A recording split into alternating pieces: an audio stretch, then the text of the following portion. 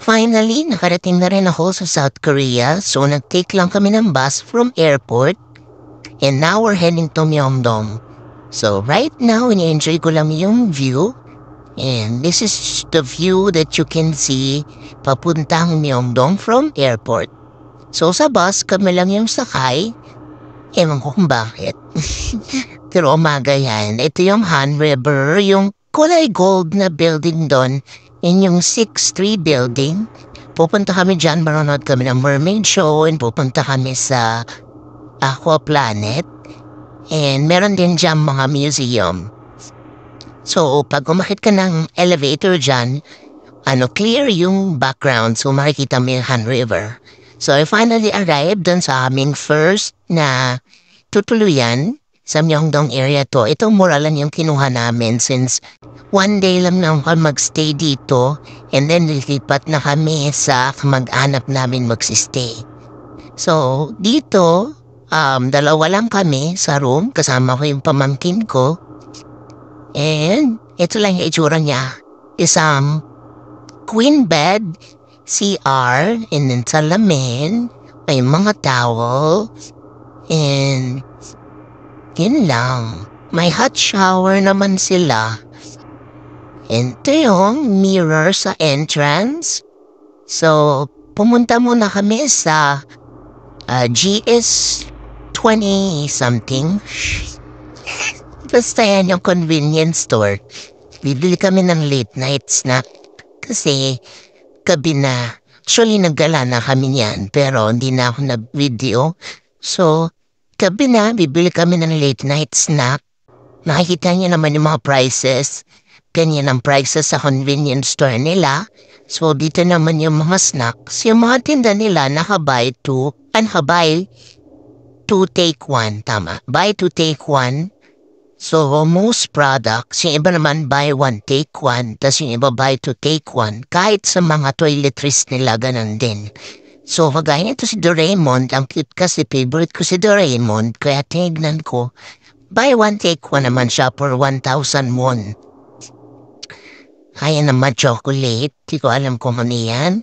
So, ayan, nagtitingin-tingin lang kami dito ng mga snacks. Pakita ko lang sa inyo kung ano yung mabibili nyo sa convenience store. Maraming option.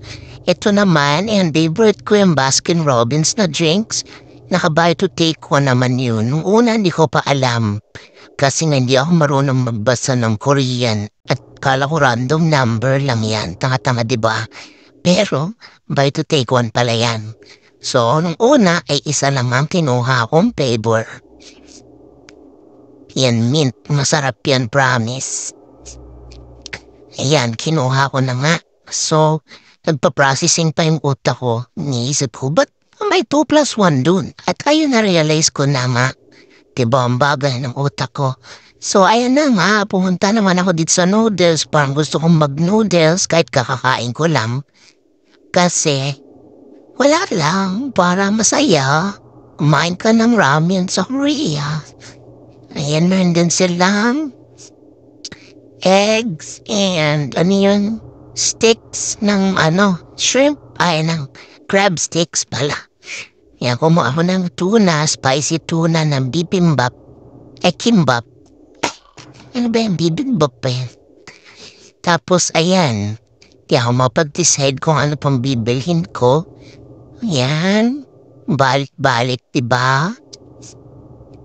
Ayan, bibili ba akong chichirya para naman kakakain ko lang eh. So, may stationaries din sila dyan konti, may mga ice cream, at ayan. Isip ko rin kung bibili ba ako niyan, ito yung toiletries. Ang gulo-gulo ng utak, simbolo nitong video po, diba, nanginginig pa. Finally, nakapag-decide na ako, nakukuha nga ako nito para mas busog tayo for tonight. So, binili ko na sa aking kapatid, nagbayad na siya, at after nyan, ako naman ang magbayad. At kumuha siya ng egg, so gusto ko rin noon yung brown na egg, baka malay mo, ibalasa noon, diba? So, na nga, kikay papatalo, kumarin tayo ng itlog, at ayan na, nagbayad na nga tayo kay kuyang cashier. So, sinabi naman tayo, kuya, kung pwedeng iwan mo na yan, kasi dadaan lang kami saglit sa anong tawag doon? Ibili yan ng mga makeup. Ano ang pangalan nun? Ayun, Olibyang. So, dadaan kami sa Olibyang. May malapit na Olibyang dyan. Nagbayad lang na ako sa pambinigay kong bayad para wala na siyang problema. At mabait naman siguro na intindihan niya kami kaalad. Ba? So, pinaiwan niya na muna. Umalis na kami at pupunta na kami sa Olibyang. Sa Olibyang, bibili lang kami doon ng moisturizer, lotion, ganyan. Kasi malamig pa rin kahit spring na, patapos na ang spring. Pero kada hugas mo ng kamay, manunuyot talaga yung kamay mo sa lamig. So, hindi kami handa. Kailangan namin ng hand cream, madami. Hindi manuyot ang mga balat. So, akala ko tigasin na yung balat ko, pero hindi pala.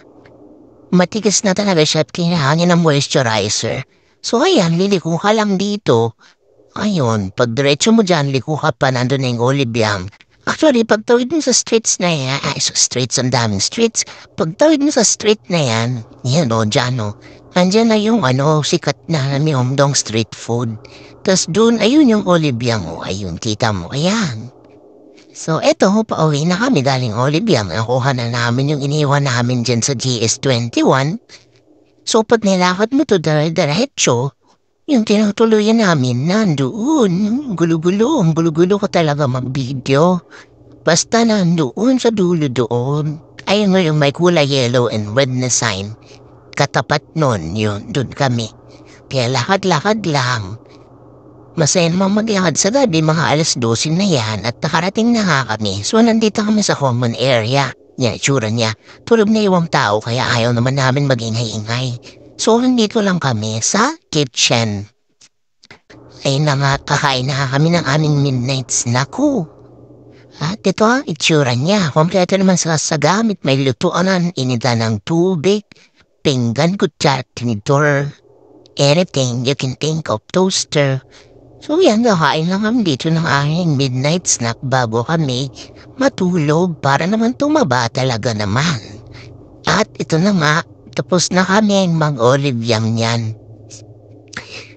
Kaya yung mga pinimili namin, ayan, pangkulay ng kilay yun kasi medyo yung buhok ko brown. So feeling ko that yung pilay ko rin brown. Ito naman Bethesda na makeup remover. Ganda raw yan. So tatry ko na din. Yung pamangkin ko naman ay nagbili-bili rin siya ng mga gusto niyang bilhin. Pinakita siya na set na, ayan, mura na rin naman daw pero marami. So, binili niya yan, CSA niya pa. Ini-explain niya sa akin kung anong benefits niyan. Kala mo naman, tagtitinda siya, hindi naman din ako bibili dahil mo na akong pera.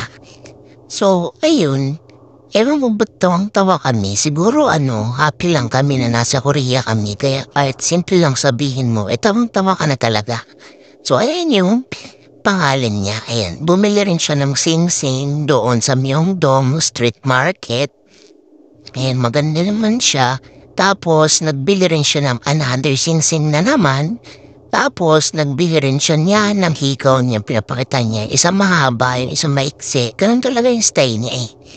So, ayun, naghihintay lang kami dito sa hotel kung anong susunod na gagawin. Buring na ang mga tao, pero masaya naman kami. Ilang halata. So, ayun na nga, proud na proud siya sa earrings niya na magkaiba. Ewan ko ba kung ba't magkaiba ang gusto niya. Pero, edgy, maganda naman, diba? So, ayan, happy siya, happy kami lahat.